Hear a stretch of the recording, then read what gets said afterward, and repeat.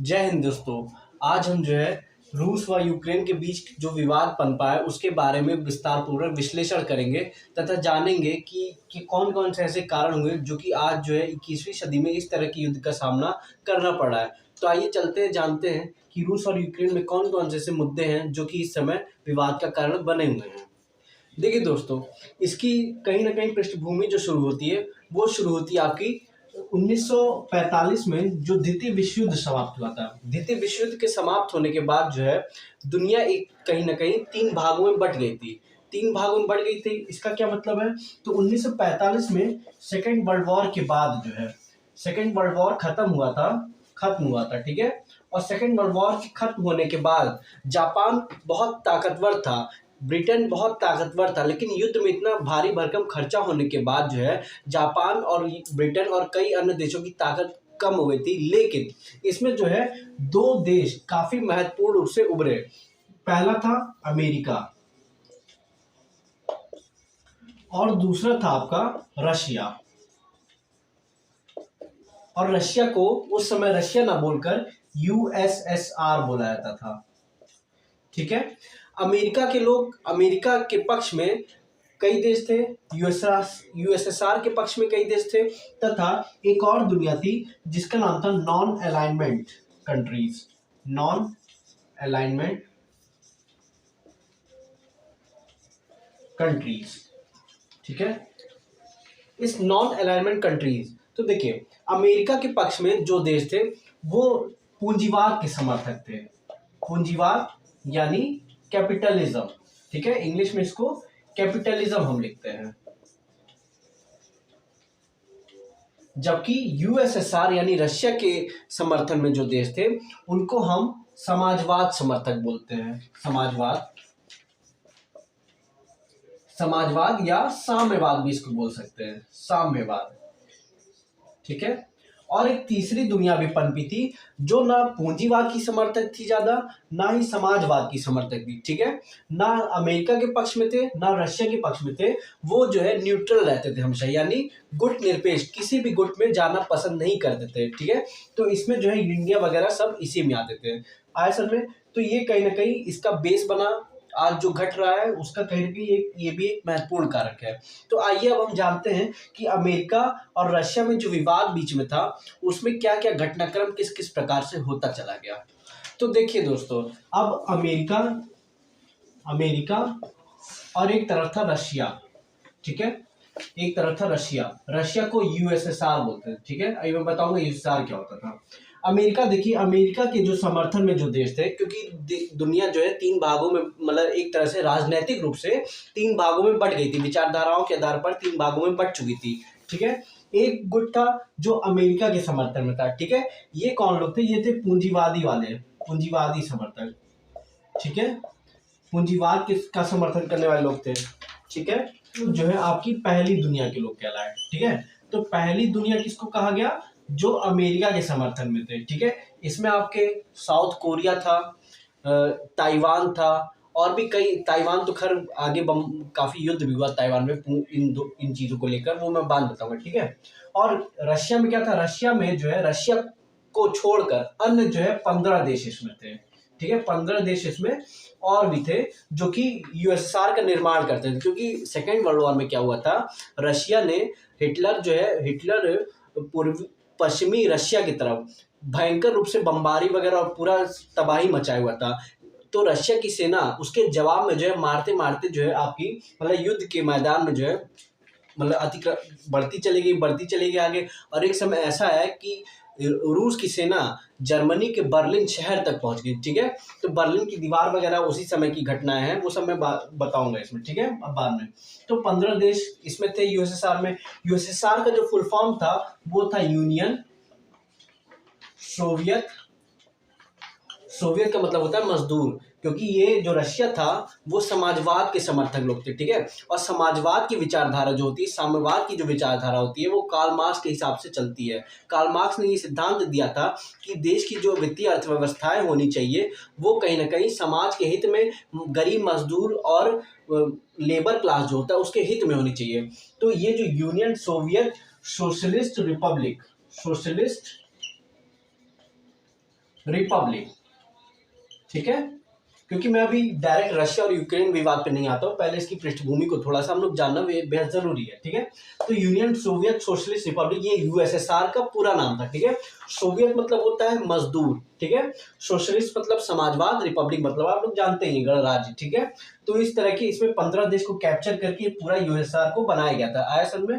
तो ये चीज थी।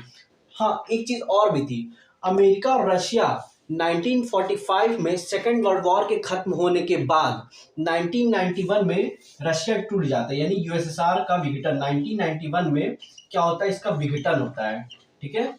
इसका विघटन होता है, समझ में आया? विघटन का मतलब क्या है कि 1991 में जो 15 देश थे ये अलग अलग बन जाते हैं, जैसे Estonia, Latvia, Lithuania, Ukraine, Uzbekistan, Kazakhstan, Turkmenistan, ये सभी देश का, अर्मेनिया, अजरबैजान, ये सभी जो है क्या होते हैं, ये इससे टूट के अलग हिस्सा, अलग देश वो बन जाते हैं, एक इंडिपेंडेंट देश बन जाते हैं, ठीक है। अब देखिए 1991 में विघटन होता है, तो 1945 से लेकर 1991 तक इन दोनों देश ने कभी भी अपने मतलब डायरेक्ट रूप से, रशिया ने अमेरिका पर हमला नहीं किया युद्ध वगैरह, और ना ही अमेरिका ने कभी रशिया के साथ युद्ध किया। लेकिन ये लोग करते क्या थे, जो देश अमेरिका के समर्थन में रहते थे उसको रशिया धमकाता रहता था, या युद्ध की धमकी देता था, या युद्ध कभी कभी तो हमले भी हो जाते थे। और रशिया के साथ जो देश थे, अमेरिका उन देशों से दुश्मनी लिया हुआ था, ठीक है। यानी एक तरह से जो इस गुट के लोग थे वो इससे पिटाते थे, इस गुट के लोग थे इससे पिटाते थे, ठीक है। तो बस यही वाला था, समझ में आया? तो मुझे लगता है आप लोग ये पहली दुनिया, दूसरी दुनिया, हाँ।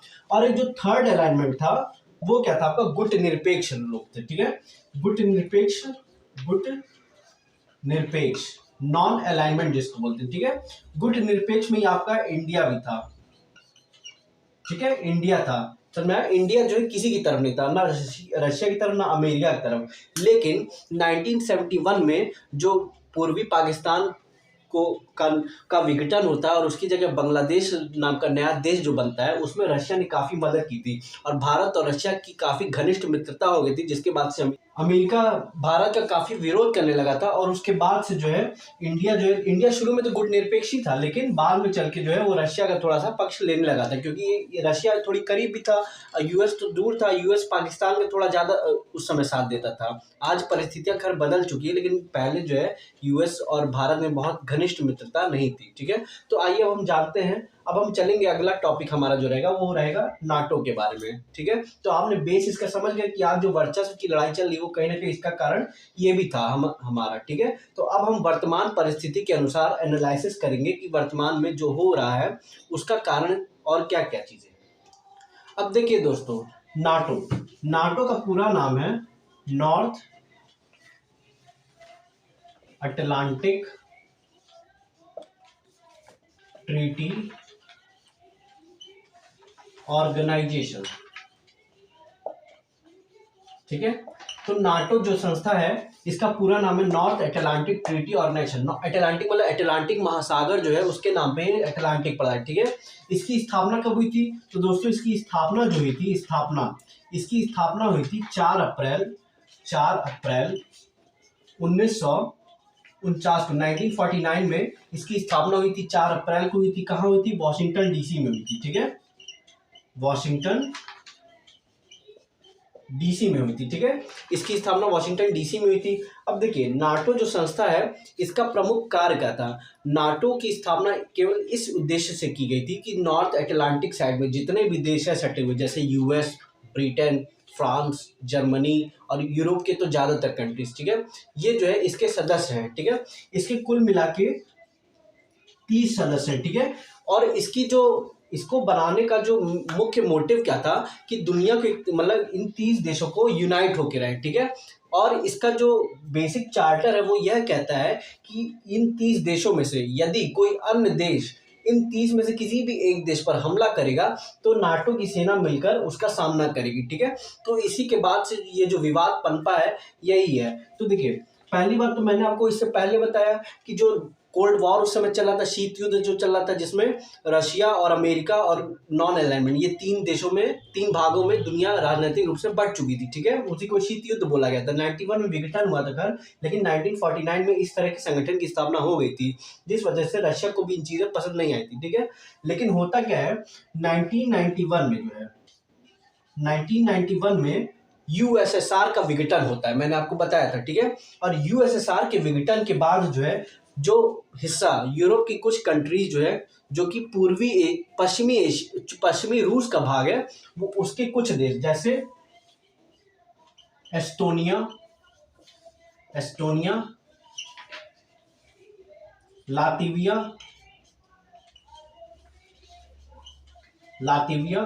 और लिथुआनिया,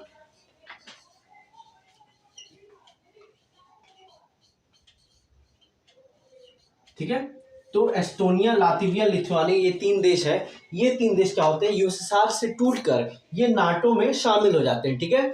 और ये तीनों ही देश क्या होता है, तीनों ही देश जो है रशिया के साथ, रशिया के पश्चिमी हिस्से में अपनी बॉर्डर बनाते हैं, ठीक है। क्योंकि एक समय तो ये सभी देश क्या थे, यूएसएसआर का ही हिस्सा थे और उससे टूटे, लेकिन यूएसएसआर की बाउंड्री जो है वो इन तीनों ही देश से लगती है, ठीक है। तो पहली बात तो रशिया को ये चीज पसंद नहीं आई कि ये तीन देश जो पहले शामिल हुए। अब क्या होगा, अब यूक्रेन भी जो है, यूक्रेन क्योंकि बहुत महत्वपूर्ण देश है और वो बहुत बड़ा देश है सुना है, तो इस और यूक्रेन का शामिल होना नाटो में, यह रूस को एकदम ही पसंद नहीं आ रहा, क्योंकि अगर यूक्रेन नाटो में शामिल हो जाता है तो यूक्रेन और रूस की सीमा पर नाटो की फोर्सेस जो है डिप्लॉय कर दी जाएगी। और इस डिप्लॉयमेंट के कारण रशिया को यह बिल्कुल पसंद नहीं आएगा, क्योंकि उनके सीमा पर जो है अमेरिका, ब्रिटेन, फ्रांस, जर्मनी की आर्मीज भी आके वहां पे डिप्लॉय हो जाए, ये चीजें बिल्कुल रशिया को पसंद नहीं आ रही है। एक तरह से वर्चस्व की लड़ाई बन चुकी है। तो आइए हम और डीप में चलते हैं और जानते हैं कि क्या क्या इसके नुकसान होंगे। अब देखिए दोस्तों, अगर जो है अब भारत के परिप्रेक्ष्य में इसका क्या क्या प्रभाव पड़ेगा। देखिए, भारत, यूक्रेन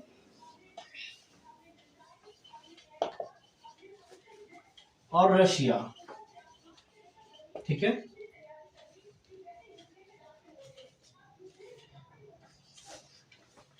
देखिए यूक्रेन जो है, यूक्रेन नाटो में शामिल होने के लिए 2008 से ही 8 में ही इस चीज का प्रस्ताव दे दिया था कि हमें जो है नाटो नाम की जो संगठन है इसमें शामिल होना है, ठीक है। लेकिन उस समय जो है रशिया ने अतिक्रमण किया था, जॉर्जिया वगैरह पे हमला कर दिया था, जिस वजह से ये लंबित पड़ गया था मामला, ठीक है। लेकिन होता क्या है, 2019 में जो है व्लादिमीर जेलेंस्की जो है आपके यूक्रेन के राष्ट्रपति बनते हैं, ठीक है। और इसके बाद से ये इस चीज को ज्यादा तेजी से बढ़ाते आगे इस मामले को, और नाटो में शामिल होने के लिए ये अपनी कार्रवाइयों को आगे बढ़ाते हुए आगे बढ़ते हैं। लेकिन होता क्या है, यहाँ पे जो है रूस इसका विरोध कर देता है, ठीक है। रूस इसका विरोध करता है, तो मैंने आपको पहले बताया रूस क्यों विरोध करेगा, क्योंकि नाटो की आर्मी जो है, क्योंकि उसमें कई देशों, पावरफुल कंट्रीज की आर्मी वगैरह डिप्लॉय होती है, ठीक है। तो अगर ये अपने बॉर्डर पे, रशिया यूक्रेन के बॉर्डर पर अगर नाटो की आर्मी तैनात हो जाती है, तो रशिया की जो बॉर्डर है वो कमजोर हो जाएंगे, उसको आंतरिक सुरक्षा का खतरा होगा, बाह्य सुरक्षा का खतरा होगा, है ना। ये तरह तरह की उसमें आशंकाएं हैं। और रशिया हमेशा से एग्रेशन में रहा है, ये आप देख चुके हैं कोल्ड वॉर वगैरह में भी। जब मैं डीप उसको कोल्ड वॉर अलग से टॉपिक पढ़ाऊंगा तो मैं बताऊंगा, ठीक है। तो ये चीजें हैं, ठीक है। तो अब क्या हो रहा है, भारत पर इसका क्या प्रभाव पड़ेगा, तो भारत पर प्रभाव क्या पड़ेगा इस युद्ध का। तो देखिए, भारत की कूटनीति जो रही है, डिप्लोमेटिक पॉलिसी जो रही है, वो ये रही है कि शुरू से भारत न्यूट्रल रहता है। वह तब तक किसी मामले में हस्तक्षेप नहीं करता है जब तक कि उसके आंतरिक मामले में कोई दखलंदाजी ना हो, मतलब वो उसका खुद का हित प्रभावित ना हो। लेकिन इस मामले में क्या है, इस मामले में भारत का जो है यूक्रेन भी दोस्त है, यहाँ से हम जो है फर्टिलाइजर वगैरह इंपोर्ट करते हैं, फर्टिलाइजर इंपोर्ट, ठीक है। साथ ही साथ पर ये जो है पावर एक्सपोर्ट इंपोर्ट में भी काफी महत्वपूर्ण रोल अदा करता है। यहाँ पे चेर्नोबिल परमाणु रिएक्टर जो कि काफी बड़ा है, वैसे तो रशिया द्वारा बनाया गया था, लेकिन आज भी वो उसी देश में है, ठीक है। इसके काफी एयरबेस वगैरह काफी अच्छे तरीके से है। लेकिन इस समय हो क्या रहा है, इस समय रशिया जो है इस पर काफी इसके एयरबेस वगैरह पे काफ़ी ज़्यादा तेज़ी से हमला कर रहा है, जिस वजह से इसको काफ़ी भारी नुकसान हो रहा है। अभी कुछ समय पहले हमने देखा कि अब तो रशिया जो है इसके रेजिडेंशियल इलाकों में भी काफ़ी तबाही मचा रहा है, जो कि गलत है, क्योंकि जो कन्वेंशंस होते हैं, वियना कन्वेंशन वगैरह है, वो ये कहते हैं कि युद्ध में तो आप फौजी एक दूसरे की आर्मीज को मारिए, ठीक है, लेकिन रेजिडेंशियल एरिया में यदि आप इस तरह की गोला बारूद की बमबारी कर रहे हैं तो ये गलत होता है। तो ये कहीं न कहीं रशिया को ये चीज़ें समझनी चाहिए, जो कि वो नहीं समझ रहा है। और क्या है, भारत के कई सारे छात्र जो हैं, जो कि एमबीबीएस वगैरह की, मेडिकल की, इंजीनियरिंग की पढ़ाई कर रहे हैं, वो भी यूक्रेन में ही रहते हैं, ठीक है? लेकिन यूक्रेन में इतनी अधिक पॉपुलेशन नहीं है इंडिया की, जो कि काफ़ी ज़्यादा इफ़ेक्ट डालेगी। खैर, तो उन लोग को जो है बाहर भी ले आया गया, रोमानिया के रास्ते, अब वो भारत की तरफ आ रहे हैं, ठीक है? तो यूक्रेन भी उसी तरह दोस्त है। हाँ, कहीं न कहीं कभी-कभी जो है यूक्रेन जो है भारत को, जैसे 98 में जो परमाणु परीक्षण हुआ था, उसमें जो है यूक्रेन ने भारत का साथ नहीं दिया था, ठीक है? तो कभी-कभी यूक्रेन भी उस तरह से दोस्ती नहीं निभा पाया भारत की। और दूसरी तरफ दोस्तों रशिया है। रशिया जो है 1971 के वॉर में, 1971 हो गया, चाहे आपका 1999 में भी कारगिल वॉर जो हुआ था, ठीक है? इन सब चीज़ों में भी काफ़ी साथ देता है, ठीक है? हमारा जो एस हमारा जो काफ़ी डिफेंस पॉलिसी है, वो रशिया के साथ काफ़ी अच्छी है। हम काफ़ी, जैसे S-400 मिसाइल्स हो गई, बैलिस्टिक मिसाइल्स हो गई, इस तरह की जो बड़े-बड़े रक्षा उपकरण हैं, वो रूस हमें काफ़ी समय-समय पर बेचता रहता है, और हम बहुत बड़े खरीदार हैं रूस के। तो रूस के साथ हमारा बेहद घनिष्ठ संबंध है। अब देखिए, इसमें क्या है, ऐसे खबर आई थी क्योंकि वहाँ के राजदूत जो एम्बेसडर हैं भारत में, ठीक है? उन्होंने मोदी जी से कहा था कि आप कृपया इस मामले में हस्तक्षेप करें, व्लादिमीर पुतिन को थोड़ा समझाएँ, बातचीत करें। तो मोदी जी के तो सिक्योरिटी, और हाँ, मोदी जी विश्व नेता के रूप में उभरे हैं, लेकिन ये थोड़ा-सा उनका बाह्य मामला है। क्यों? क्योंकि ये पहली बात तो 2 देशों की लड़ाई है, अभी इस मामले में कुछ भी हस्तक्षेप करना ठीक नहीं होगा, ये जल्दबाज़ी भरा निर्णय होगा, क्योंकि नाटो नाम की जो संस्था है, वो अपने आप में एक बहुत बड़ी संगठन है, ठीक है? तो अगर हम प्रभावित नहीं हो रहे इस चीज़ से, तो हमें अभी ज़रूरी नहीं है कि इस चीज़ में बात किया जाए। हाँ, बातचीत करना अच्छा रहेगा, लेकिन फिलहाल तो अभी ऐसी कुछ दिख नहीं रहा है, ठीक है? कि बातचीत करके भी कोई हल, मामला अगर निपट जाए, तो अभी नहीं कुछ इसकी संभावनाएं दिख रही है। तो रशिया भी काफी अच्छा दोस्त है, यूक्रेन भी काफी अच्छा दोस्त है।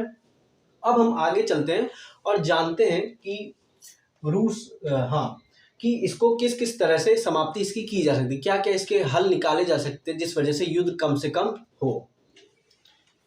तो देखिए दोस्तों, नाटो में इतनी क्षमता अब नहीं बची है कि वो युद्ध करेगी इस तरह से, लेकिन मुझे लगता है जहाँ तक हो सभी देश मिलकर, अंतिम प्रयास यही रहेगा कि इस युद्ध को टाला जा सके।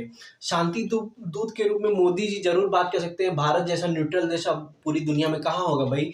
तो मोदी जी हो सकता हो बातचीत करके इस मामले का हल निकालें। महाभारत के युद्ध से पहले भी जो है श्री कृष्ण जो है शांति दूत बनकर गए थे। राम और रावण के बीच युद्ध में शुरू होने से पहले अंगद जी भी जो है शांति दूत बन के गए थे, और शांति दूत का अगर प्रभाव अच्छा तरीके से पड़ता है तो युद्ध को टाला जा सकता है। अब देखने वाली बात यह है कि इतने बड़े विशाल युद्ध की जो संभावनाएं बन रही हैं, अगर ये युद्ध अगर इसमें नाटो सेना भी खुलकर सामने आ जाती है, तो फिर ये समस्या बन जाएगा पूरी दुनिया के लिए, क्योंकि इम्पोर्ट एक्सपोर्ट, आप वैश्वीकरण जानते ही हैं, ग्लोबल मार्केट है। अभी 2 साल हमने कोरोना में बिता दिया, बर्बाद हो गया। अब ये अगर वॉर लंबा छिड़ जाता है तो प्रॉब्लम हो जाएगी पूरी दुनिया के लिए। तो मुझे लगता है कि ये युद्ध जो है ना हो, बहुत लंबा ना खींचे।